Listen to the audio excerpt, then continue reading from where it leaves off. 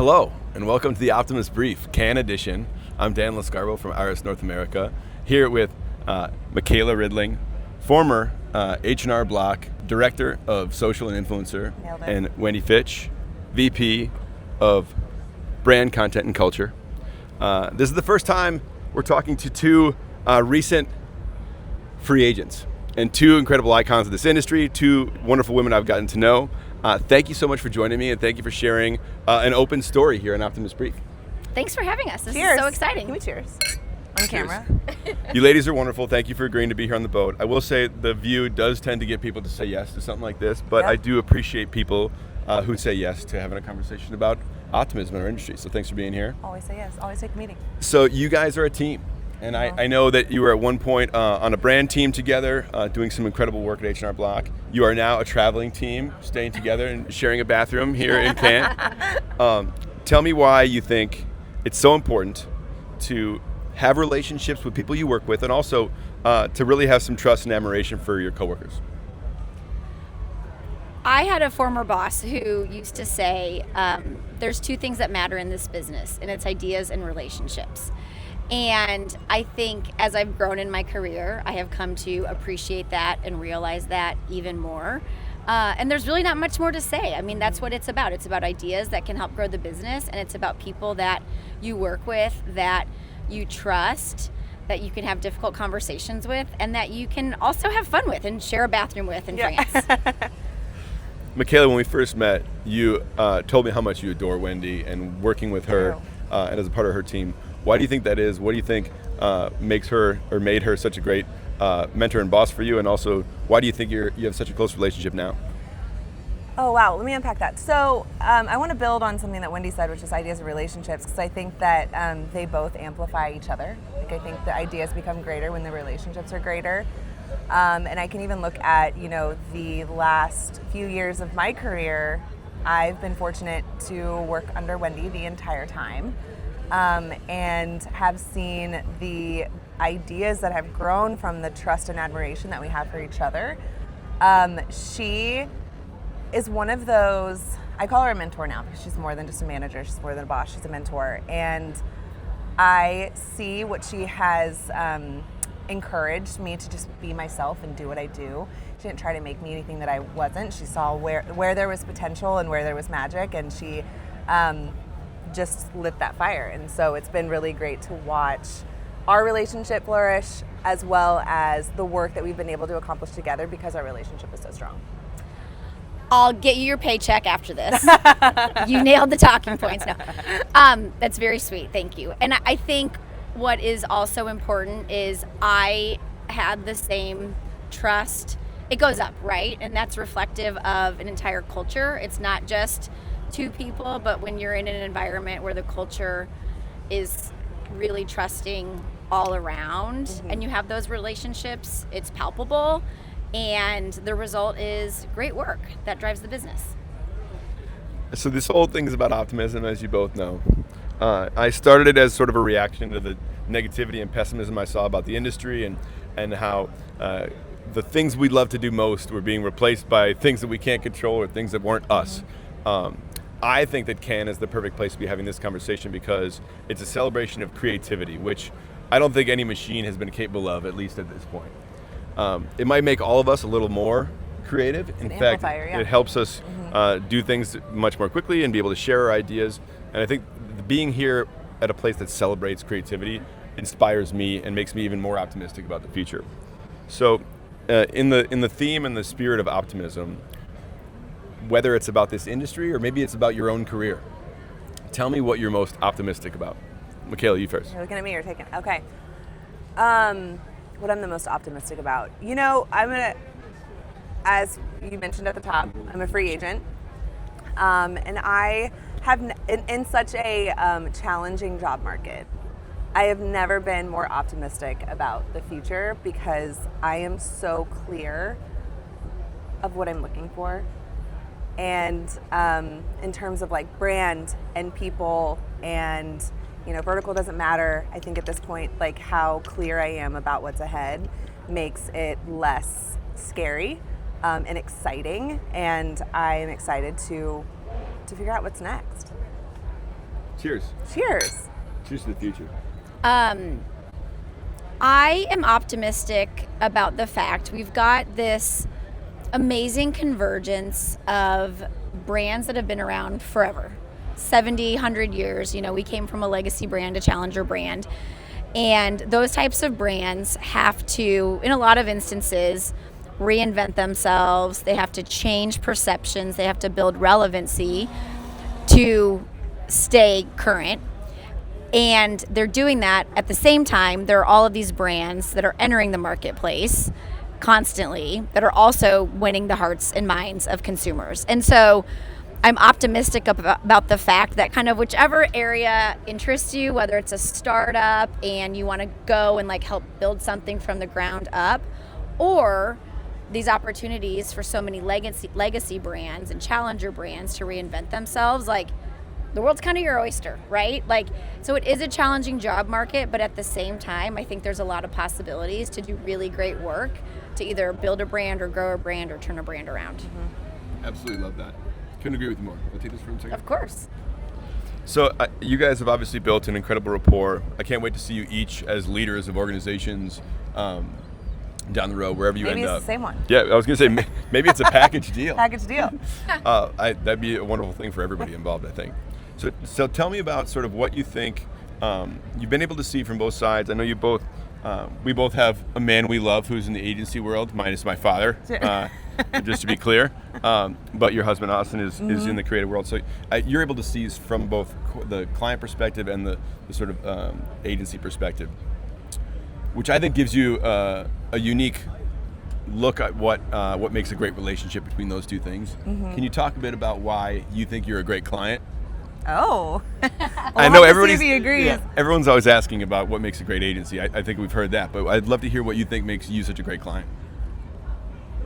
Okay. It's a curveball question, everyone. It is a curveball question. I like it. So we're gonna stall and give Mikalah a few seconds to think of an answer for this. You know, I think I pride myself on transparency.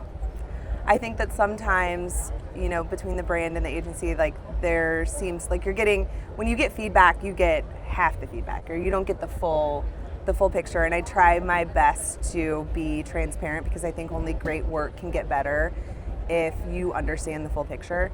And if it's maybe, hey, the C-suite's really struggling with this, or, you know, we're really struggling internally to get buy-in on X, Y, and Z.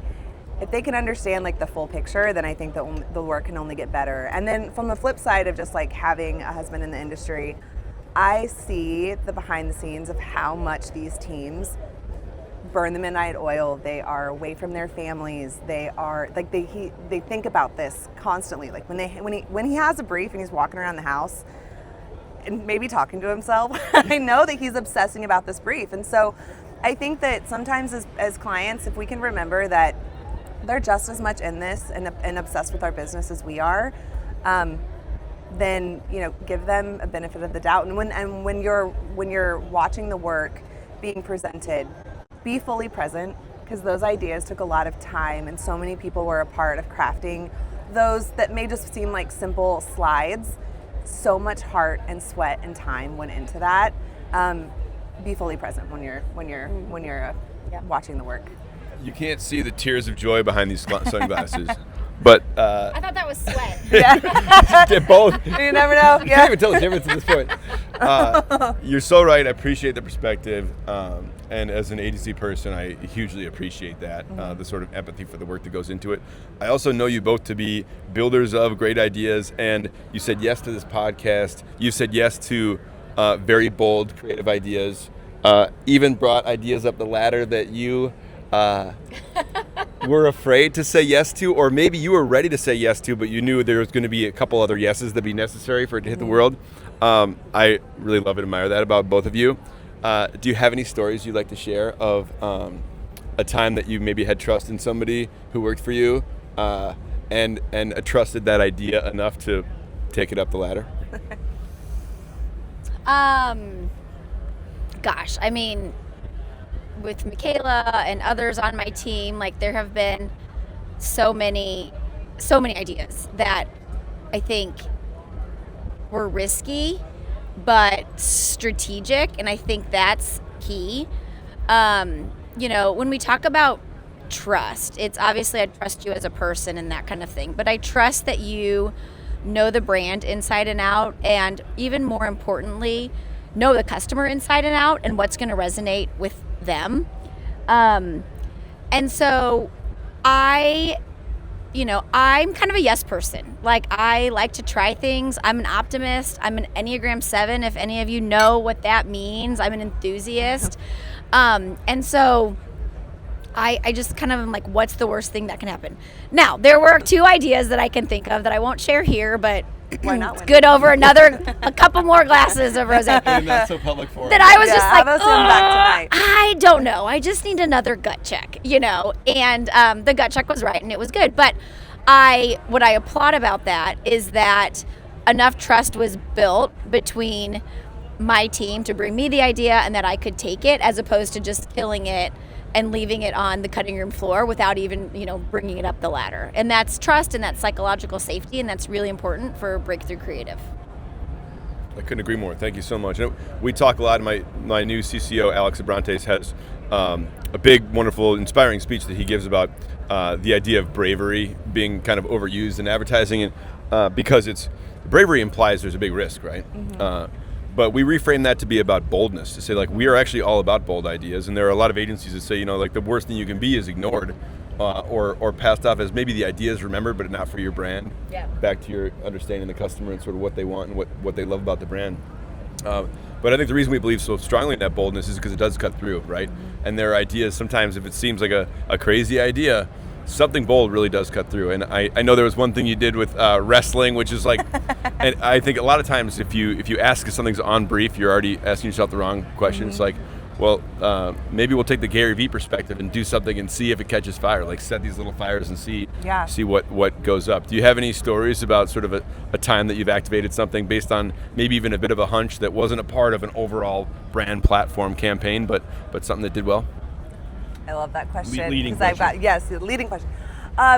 So you alluded to the wrestling series that went viral, and it's one of my favorite stories that happened from this past season because it was based off of the insight that you shouldn't have to wrestle your taxes. And there was an idea that was brought, and it was people throwing down in an H&R Block, and it was funny, and what's the worst that can happen? Like Wendy said, let's give it a shot. Let's see what happens. And it took on a life of its own. I think at the end of the season, we were able to say that we've exceeded our engagement benchmarks by 4,775%. You would think that I was lying. Like it seems like a lie, but it was nuts. Right there. But it was great because when I say it took on a life of its own, it was one social post that was meant to just like see how it worked. We didn't have this whole entire campaign teed up, ready to go. It was like, hey, let's see what's the response? Do people like it? Is it resonating with people? And it completely took off. And so it gave us the insight that we needed to keep going, and we iterated. I think we made over 200 assets coming from that one piece. And it was because we listened to what the consumer wanted to hear from us. I love organic social in that respect because organic forces your hand as a brand to just hang out with your audience like you're just one of the people hanging out in your living room, right? Like you don't clutch the pearls too tight. You just kind of like chat and just see like, hey, what do you want to chat about? And they'll tell you what they want to chat about. And they wanted to chat about wrestling and tax offices, and so we gave the people what they wanted. Well, and not everything needs to be the 90-second manifesto video that tells who the brand is, what we believe, who we're for.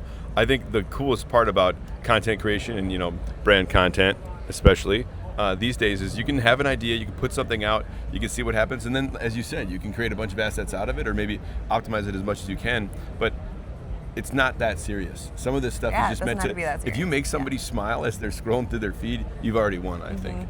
So I applaud you for being for saying yes to ideas like that, like two 20-somethings wrestling on the floor. I smiled when I saw it. I do my taxes with you guys. Thank you. Yeah. For a long time though, right? Like. And wherever you end up, I'll do business with them too, because I believe that's. Do you hear that, people? Yeah. We've got a customer especially waiting in the wings. Especially if it's beer. Anything fun that I enjoy. Okay, so last couple questions here. I think personally and get as personal as you want. Okay. I'm constantly accused of being not only an eternal optimist, but an open book to a fault, because I feel like the whole world knows everything about me at this point. What makes you optimistic about your own life? Wendy, you first. Oh gosh, my own life. I think what makes me optimistic about my own life, and I think about that as like my career and my family and hobbies and just happiness, is it goes back to how I'm hardwired, which is what I shared earlier, like an enthusiast. YOLO. I don't have any tattoos. That would maybe be one I would consider getting. Yes. I like to have fun. I like to try new things. I am constantly coming up with different ideas. I mean, I'm currently making money $5 at a time via Etsy digital downloads, but I'm like, this is fun, like I just believe life is short and deserves to be fun. Like, it's too short to be all unhappy, and so I think that's why I love what we do, and I've loved this job.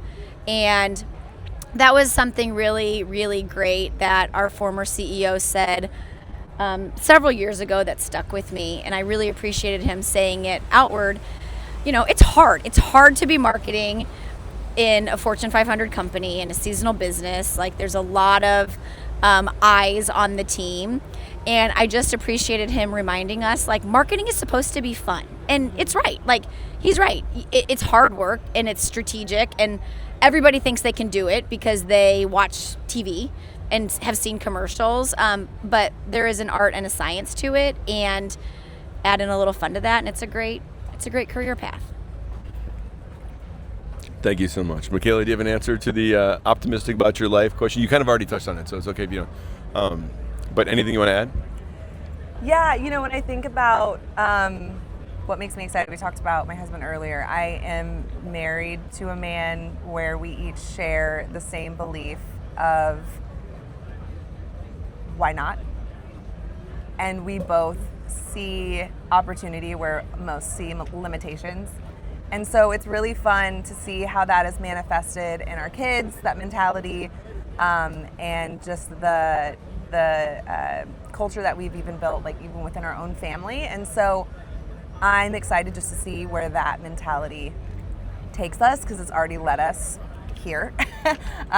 He's investing in his business here. I'm investing in, my career, and also friendships and connections. And so I'm excited to see where that goes. Hasn't led me astray so far. So thank you so much. Thank you for sharing yourselves. Thank you for sharing your optimism. Thank you for showing up, for saying yes to this. I can't wait to see where you both end up next.